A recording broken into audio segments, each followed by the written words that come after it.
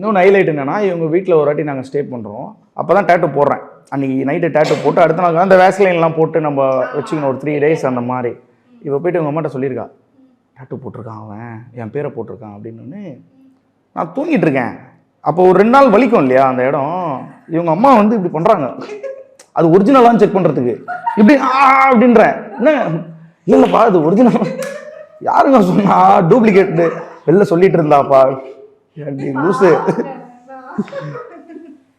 ஐயோப்பா, அதுக்கப்புறம் சாரிப்பா ஒரிஜினல் தான் அப்படின்ட்டு போயிட்டாங்க. ரொம்ப பெருசா வேற இருக்கு, சும்மா ஏதாவது ஒண்ணு லைட்டா இருந்தாவது நம்பியிருப்பேன். ரொம்ப பெருசா இருக்கே, அதனால எனக்கு நம்பிக்கையே வரல ஃபர்ஸ்ட்.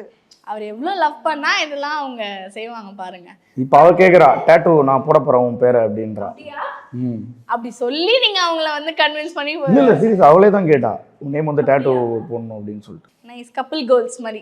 எதுக்கு சும்மா சொல்லி காட்டுறதுக்கு.